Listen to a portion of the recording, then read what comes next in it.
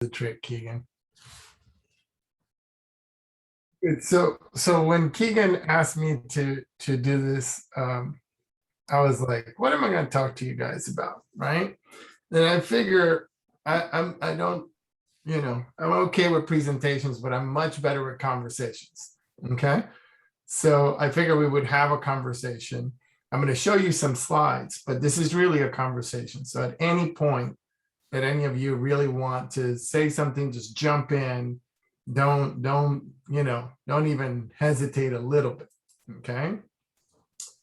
Good. So these are the things that Keegan asked me to speak about today is career and purpose and passion, right? So let's talk about this thing first, okay? Yeah. This is really driven by your purpose. What you do is almost inconsequential. You can make money doing anything that you want to do. Anything. I'm not kidding. There's a guy that makes a living, a good living. He makes about, a little bit over $250,000 a year selling cow pie clocks. He literally puts cow pies together, polyurethanes them and sticks a clock in them. And he makes over $250,000 a year doing that every year, right? And has so for the last 20 years.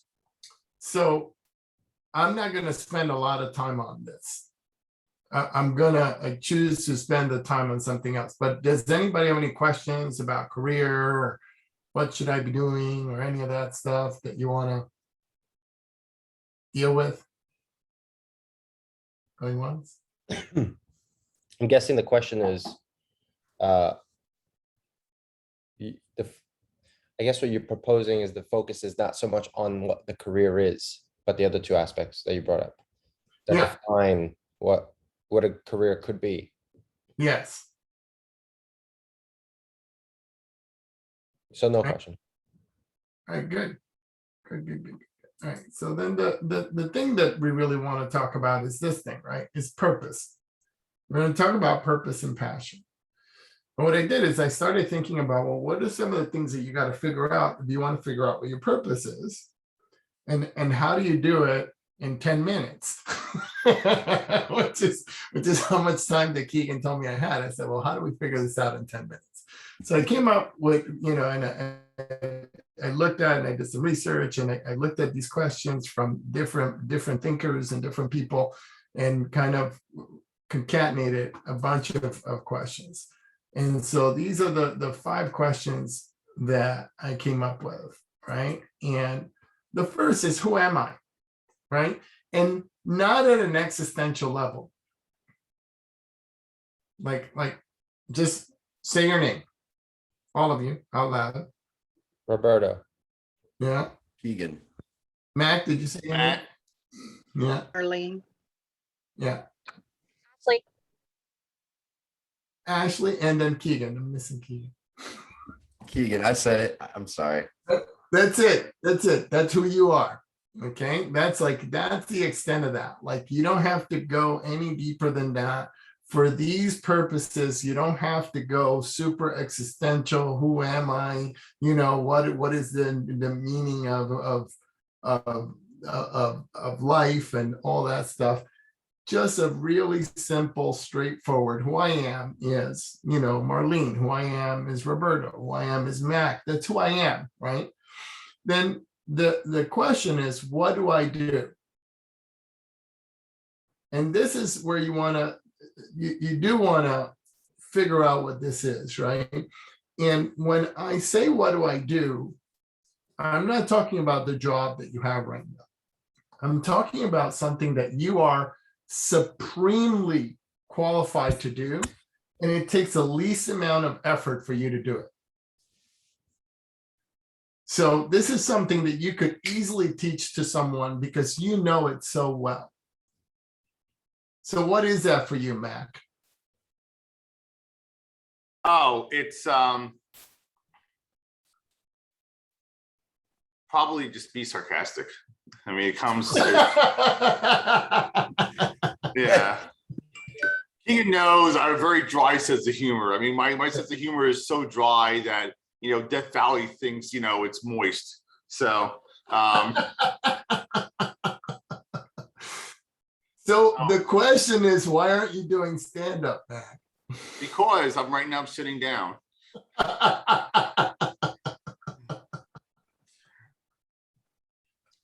Yeah, I'm pretty uncensored, like Miley, I can't be tamed. So Good, right? So you want to see what is it that you're supremely qualified to do and takes the least amount of effort to do. What is that for you, Marlene? Thank you, Mac. I am a very people person. I'm the type of person that I can literally be in a store and someone will approach me or we'll be in line together and they just start talking to me. They just start telling me things about them. So for me, anything that is around that element of people interaction, I've always done very well with.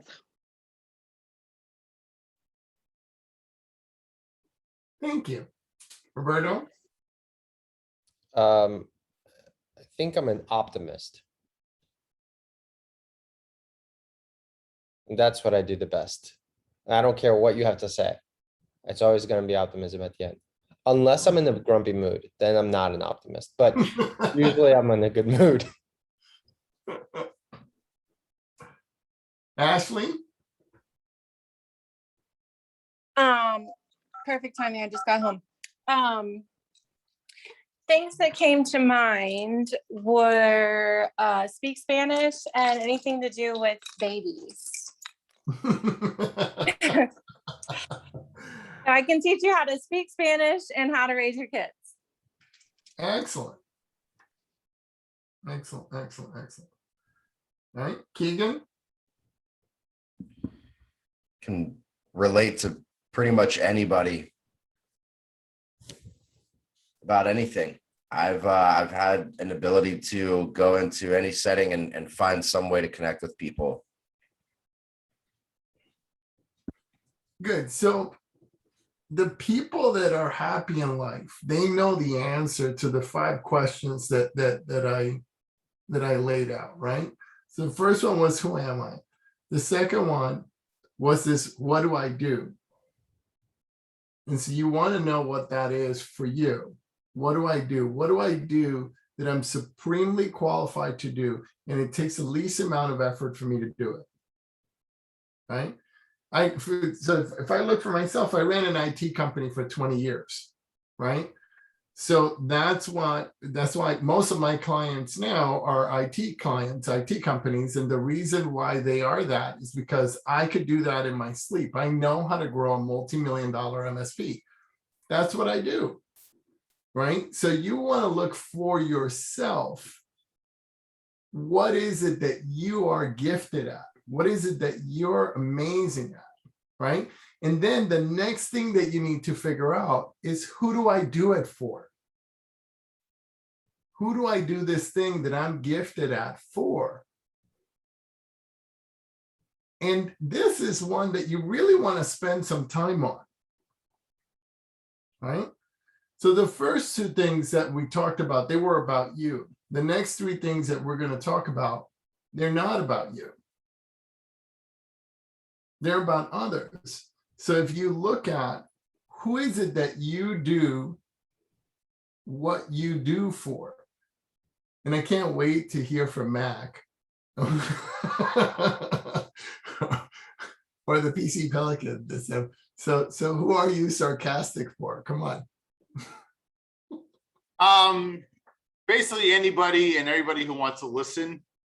So ultimately, I think my upbringing and the geographical area of the country where I was raised makes a significant difference. Also, I just have a very low tolerance for BS from people. So I'd rather just call you out and get it over with, or Sorry about that. Jack Harlow.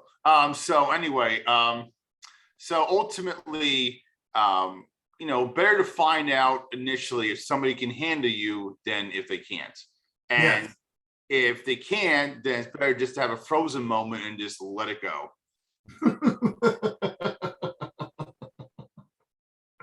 Right? But who do you do what you do for? Whatever it is that you do for, so I'm going to ask you a couple of different questions, and then while I'm asking this, I'd like everybody to think about this, okay?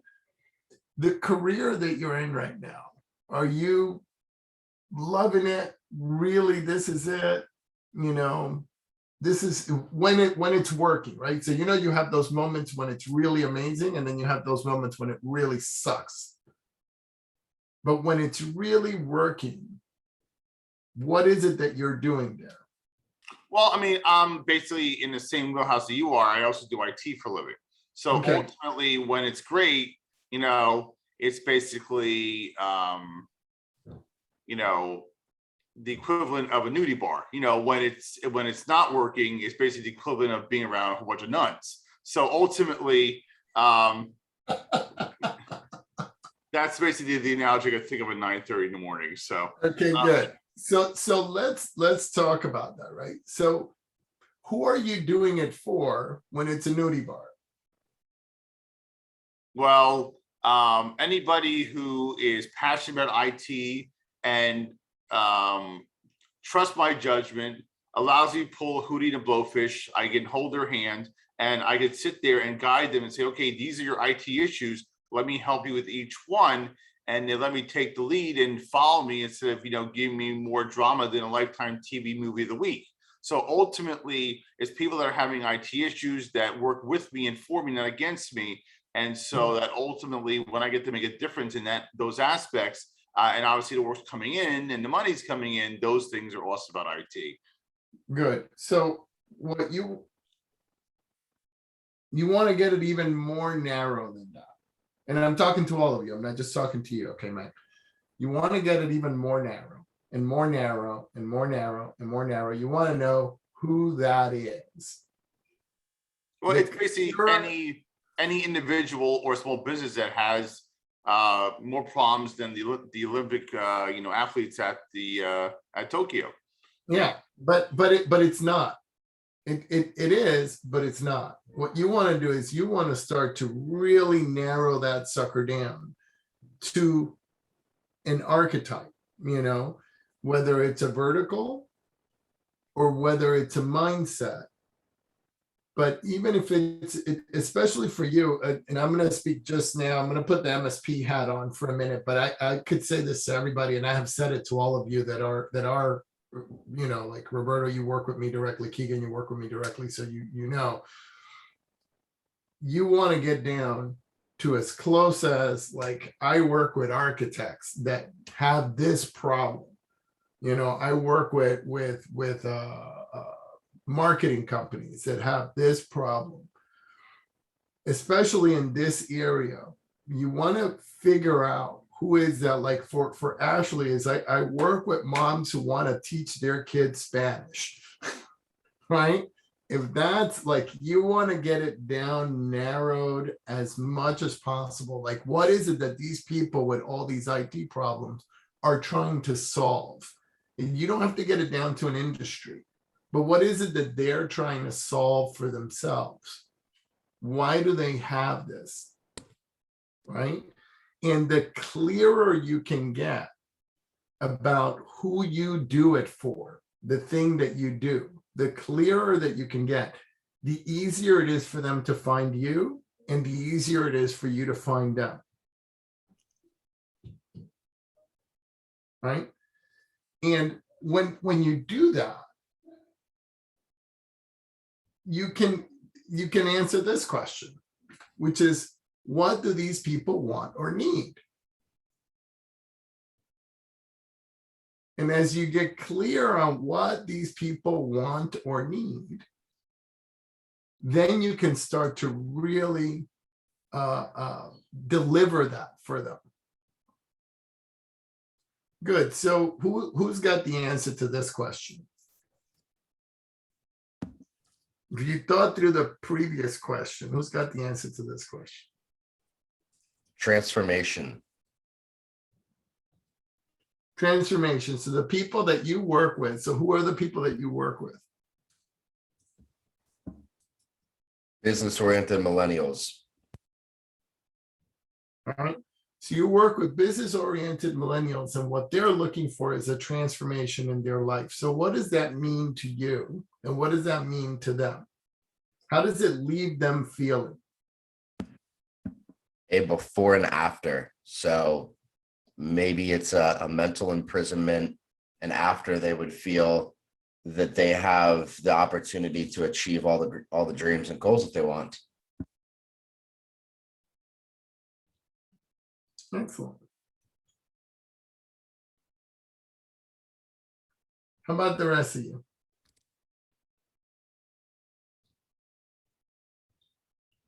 What are the people that you're working with want or need? Roberto? Connection. More connections. They want more connections, right? So you're working with business leaders that want to connect in the virtual space, and they want more connections. Yeah. They're looking for a solution to have better networks and connect better. How about you, Ashley? I can't see you, but at least I can. Can't see me? No, I have my no. video on. Maybe it's me. Maybe it's me. Let me see if it's me. Oh, there you are. I can see you. It is. Okay, so based on I'm not really teaching anyone Spanish, but I interpret a lot and I facilitate communication between people who do not speak English to resources in the community, specifically related to healthcare and their children. So I do that. That's my career on paper. Mhm. But additionally, regarding moms, speaking from experience, we want community, and we want to feel good about ourselves, and we want to feel like we have a purpose, because, obviously caring for our kids is the most important thing, right? But it can get pretty mundane, changing diapers all day long and feeling like you're doing the dishes all the day and picking up toys. So, feeling like you have something else on top of that just for you. So I have a couple of different avenues in order for me to reach people doing that. One of them being makeup, specifically clean ingredient skincare and makeup, and then an athleisure wear that is all inclusive and just brings instant gratification to people of all sizes. Did I get off topic, or did I answer your question? Sometimes I just talk because I'm usually just talking to little people. So I made my day. say hi. Avocados. Yeah. Yes. Say hi. You see Keegan. Yeah. You see everybody. Can you guys hear me? Now we can. Okay, good. I see you lost me for a minute there. Right. So the thing that you said really about what these people want or need is a community that understands them.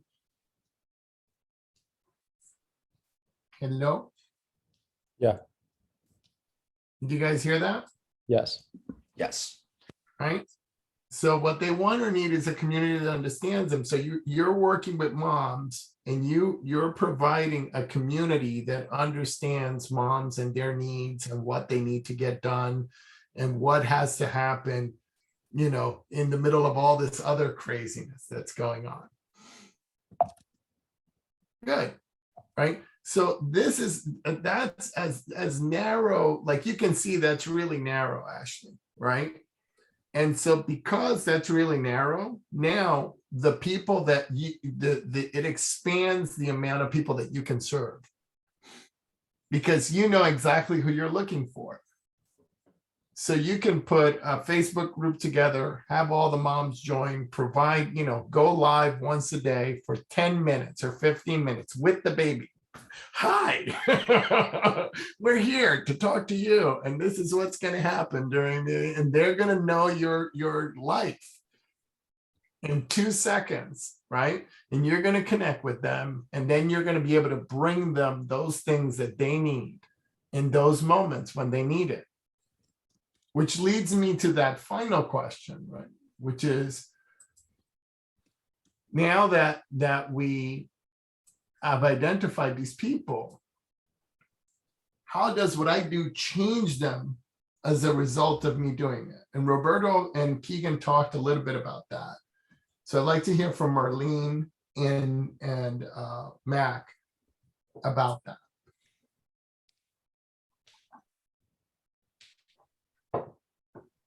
Oh, there you are. Okay. Are you talking, Marlene? I was talking to myself, sorry. Okay.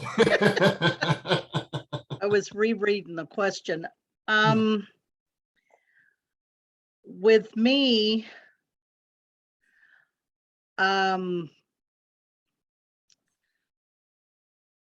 because I'm so approachable, and because I'm like Keegan, I can pretty much talk on any subject and feel very comfortable with people of all ages. All of a sudden, children are drawing to me more now than ever before. So I've become more aware of what I say and what I do, because we never know who's watching us and picking up, whether it's our attitude, our choice of words, the way we carry ourselves, our countenance. You said something just briefly to Ashley that I thought was really, really powerful about creating a Facebook group for her group and then just talking to them for like 10 minutes a day. And I think because of the fact that I'm on this new journey towards much better health, I think that would be good for me to do something like this on Facebook with my immediate friends and offer for more of my church friends to join. And I think you made a point. All you have to do is just like a 10-minute segment. Talk about what's happening right now today, because I've already had people coming up to me and contacting me about, oh, you look great. I'm so proud of you. So absolutely what I'm doing every day is affecting someone. So that was an excellent suggestion. Good. Thank But you.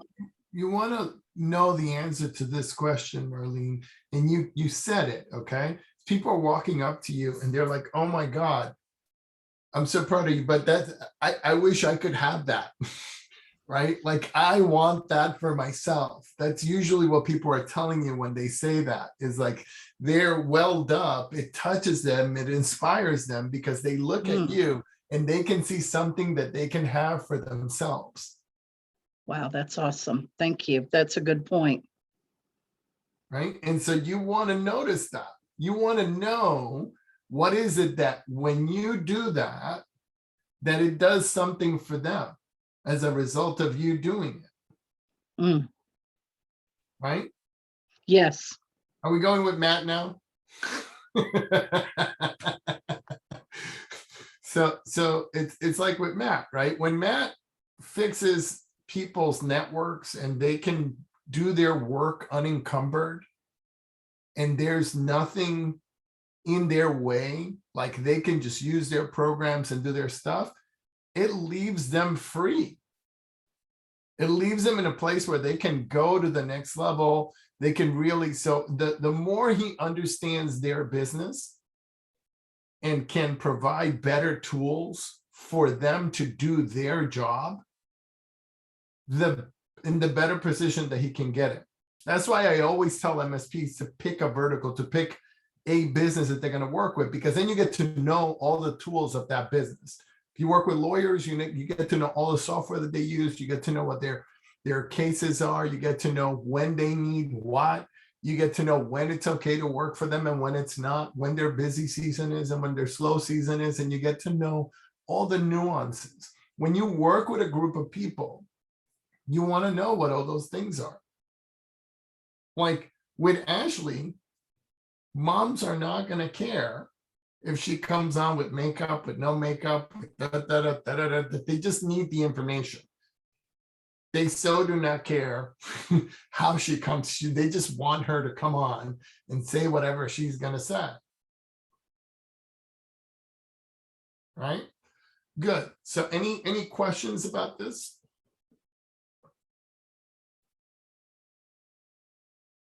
No.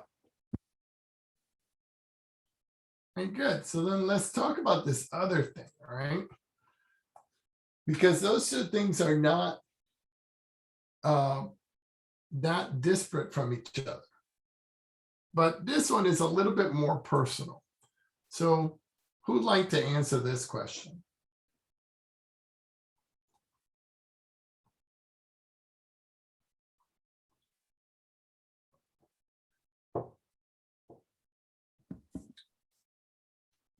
So this one's tough, Joe. I've been doing a lot of research on psychology on the back end, and one of the major components that come up for people when we talk about what really matters to you at the root of it is, if we look at Freud, is that there needs to be an element of heroism, but even deeper than that is people want to know that their life matters.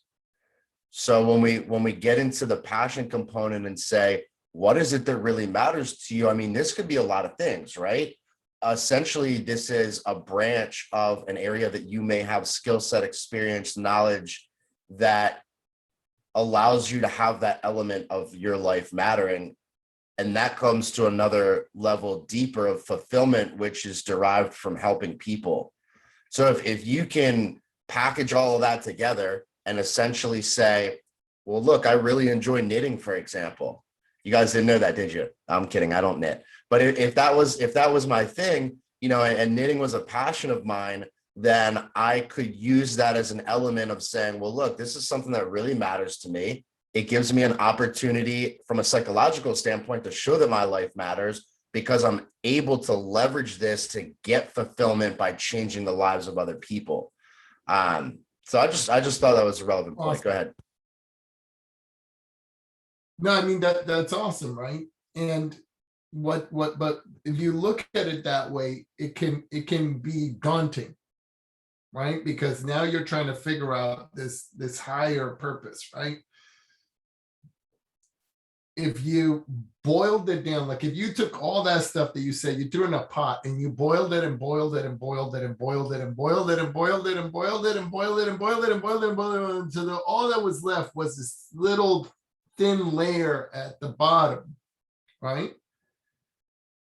Like what matters to me, what really matters is that the people that are in my life, whether I'm working with them as a business professional, whether they're in my family, that they thrive.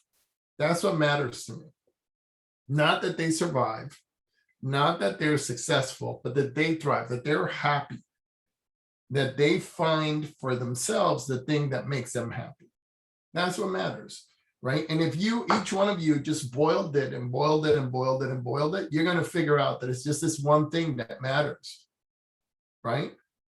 Like just from knowing you, Keegan, it's just what matters to you is to, what you said earlier, is to really bring transformation to people's lives. Like no bullshit, like all, like what Max said or what Matt said earlier. He said, he can smell out the bullshit, and so can you. And so what matters to you is that people have like a genuine transformation in their life that makes a difference, and that they get to really be who they are. So if I boiled it down to even, it's like, that's what matters to you, is that people get to be who they are. Right? What matters to me is that people thrive. That's what matters to me. What is it that matters to you, Marlene? I'm sitting here kind of mulling that over when I look at, give me just a few minutes on that. Sure, Matt, what matters to you? Very simply, happiness. Yeah. Right? That's simple. Roberta, what matters to you? I think having fun. I think having fun and connection. Yeah, making that fun. Yeah, I I know think what so. it is. Ashley? Oh, there I am. I would say empowerment, specifically females, Yes, female empowerment. yes. Okay, Marlene? I know what it is. Truthfully, for me, I like the peace that I have found in my life, Hmm, building on that peace. And that's what I want from my family and my friends, is the peace. I hate drama. And so thinking there, I was like, whoa, Marlene, it's right there in front of you. So yes, peace. good. Good. You see how quickly you can get to that? If you just boil down all these other parts, you just throw them all in the pot and boil them all down. You're going to get to it very quick, and it's going to be 1 or 2 words. And it'll give you that when you're clear that that's what you're about, that you're about happiness, that you're about connection, right? That you're about women's empowerment, that you're about peace, then you can now start to really put some teeth around that. Right? And really design your life consistent with that, and design the work that you do consistent with that. You can bring that level of passion to everything that you do, so that when you walk into a chaotic situation, Marlene, you can go, wow, this is an opportunity to bring peace. How do I bring peace to Yes. this chaos? Yes. I Right? like that. Yes. Now, Roberto will walk into that same situation and he'll go, well, how do I bring connection to this chaos? You know, and Matt will walk into that same situation and he'll say, well, how do I bring happiness to this chaos? And he's really about that. I mean, he started talking and I was laughing and laughing and laughing. That's the best thing that a human being can do for themselves, is laugh and laugh and laugh. So he's serious about that. You can hear it in the underpinnings of who he is. Right? And with Ashley, she's going to look at that chaos and she's going to go, you, this is the team of women that I'm going to put together to bring order to this chaos.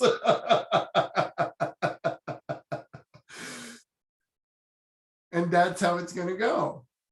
Right? Keegan's going to bring transformation to it, and he's going to bring that love and that passion that he has. He's going to find the youngest people in the group and have them lead by example. So that's where you're going to look from. So what are the values that you use to make these decisions?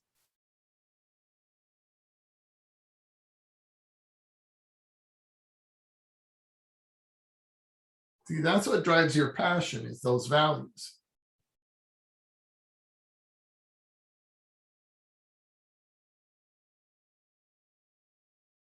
I know when I look for myself, what's there is community, leadership, and love. Mhm. Those are the things that I know that if I bring that to the game, then what's going to show up is people thriving. I'm going to help them come together as a community. I'm going to add love to that community, and I'm going to add leadership to that community.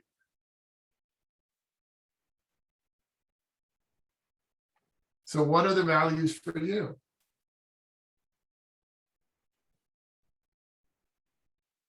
Matt?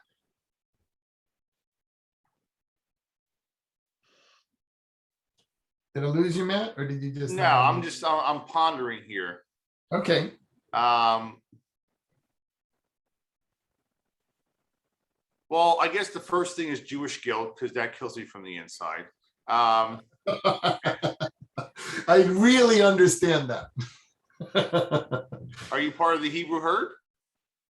Baruch Hashem, but not sort of, but not really. I'm Dominican, but I worked at YU, and I grew up in a very, very Jewish neighborhood. So Okay, so you understand that, the Jewish guilt kills you from the inside. yes, Okay, good to know. So also I believe that one person can make a difference.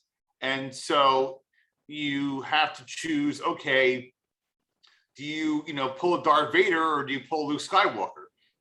So ultimately that's how I choose to live my life, and I try to enrich people's lives and make them better just by me being in it and making a positive difference if I can.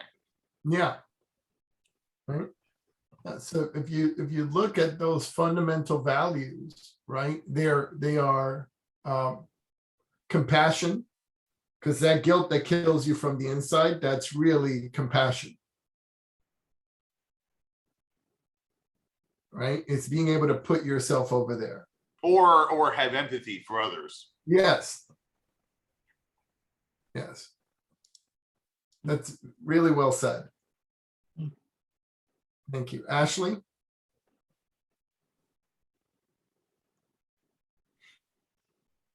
Oh, you're muted. Yeah. Okay. So I had one and then I forgot it. Okay. Courage, kindness, and compassion. Good. Right. So is everybody clear what their values are? Yes. Yeah. Do you want to say yours, Marlene? Yes, I wrote some down. First of all, fairness. And being able to speak clearly and non-judgmentally on the right and wrong of whatever the situation is. Also bringing that combination of my humor and my love, and very important, being confident in myself, in the skills that I have, the ability to really speak with people clearly. And there is a leadership role that becomes part of that, because this way it draws people and they'll listen, because you have to validate who you are to whoever you're speaking with, and by carrying yourself properly and following these different things that I wrote down. Yes, that's what makes up me and my values. Excellent. Excellent. Keegan? Whoa. Resilience, discipline, leadership, engagement, and love.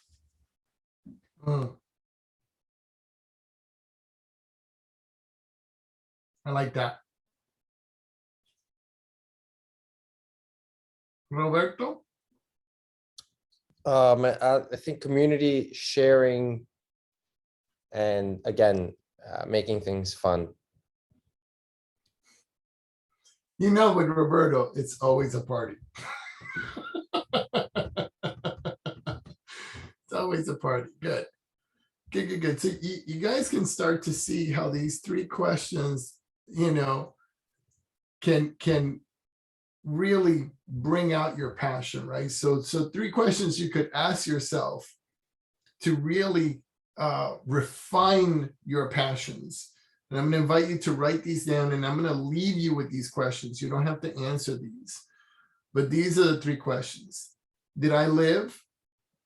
Right? If it was the last day of your life today, did you live? Did you give everything that you had? Are you going into the hole or the smoke or however you're going to go up into the ether, expent with nothing left? Or are you going to go with your potential intact? That's the question. Did I live? Second, did I love?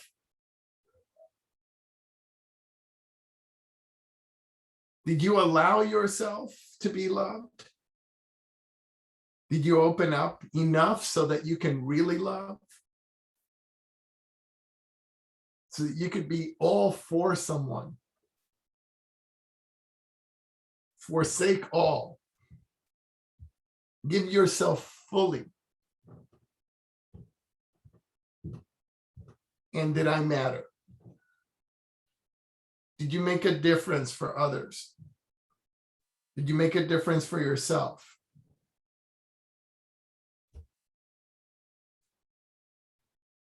If you can, for yourself, take some time over the next few days and answer these 3 questions. And if you feel okay about it, send me the answers because I'd like to know. That would be fantastic, right? Is those 3 questions. Did I live? Did I love? Did I matter? You know, and they'll all lead to how will you measure your life?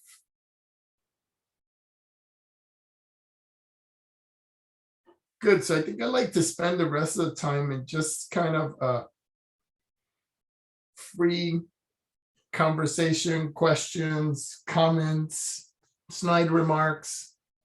Matt, I'll take them all. What do you got?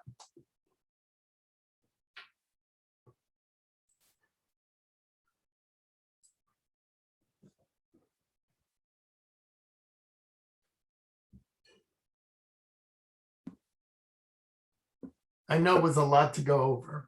I'll throw one out, Joe. I'm curious if you have any exercises that you like for people to narrow down passions.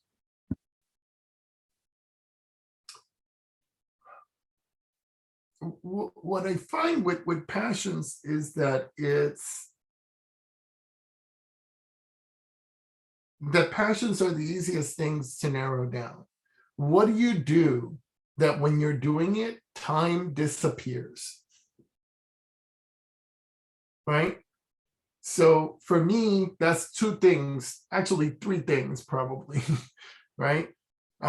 Painting, sculpting, and coaching make time completely disappear for me. Like my day, I have sometimes like a full 8 or 10 hour coaching day. And it feels like it was morning and now it's afternoon and now it's night and like 30 seconds have passed and I lost the whole entire day. What happened?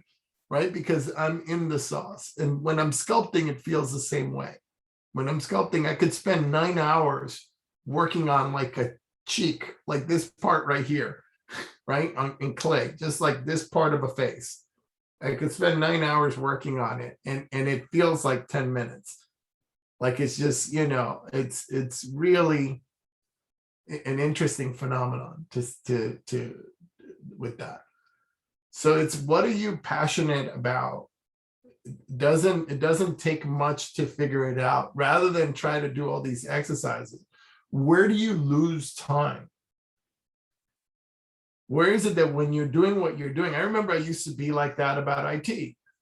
You know, I would get into it. And, you know, before I started coaching, when my business full time was IT, I would be in it and I could spend a whole day doing the work and just get lost in it. I know that feeling. Yeah. Yeah. You just get lost in it and you just like, it's like, it's not enough time. Like if you had a 36-hour day, it wouldn't be long enough for you to really get, and you just love the pursuit of fixing the thing that's unfixable.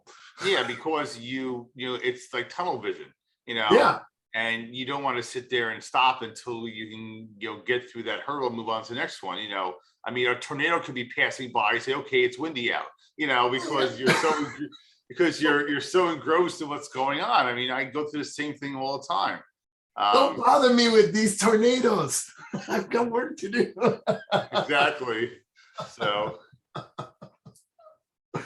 Good. Is that helpful, Keegan? Yes. Right? That's what you look for. You look for, where do you lose time? Where does it feel like aliens abducted you?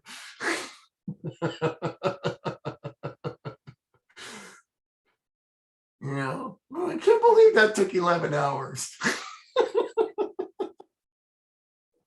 I feel like I just started. Good. What else? What other questions do you have about all this stuff that we've talked about and shared?